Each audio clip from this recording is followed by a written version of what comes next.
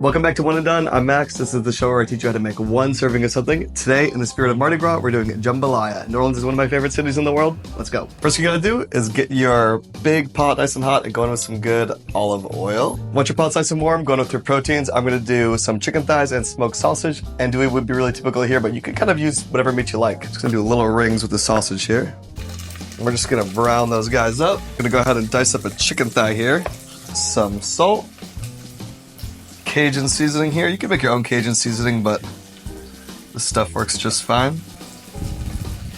Get your sausage, get some good color on it. You can go ahead and pull it out. Now we'll go with our chicken thigh. So, get that nice and brown. While your chicken's cooking, go ahead and prep your holy trinity, which is bell pepper, celery, and onion. Chicken's cooked through. It's got some good color on it. Pull this out. Put that aside. Now we go in with our trinity.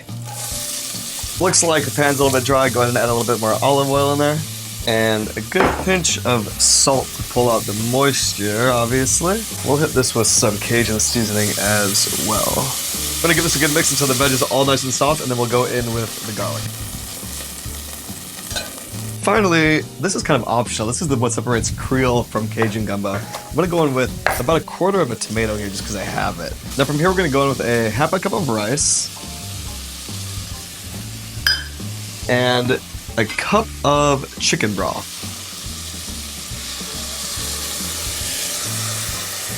Give that all a mix. Now from here you can do a few optional things. I'm gonna go in with a bay leaf.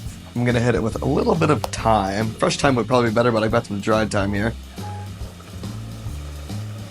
A little bit more Cajun seasoning. Don't be afraid of the seasoning with this. This thing's boiling, you just want to cover it and let it simmer for like 20-25 minutes until the rice is cooked through.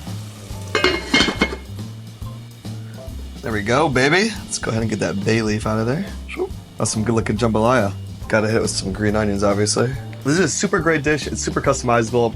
You can do like any kind of meat. You can do seafood. You can do crawfish, shrimp. You can do pork.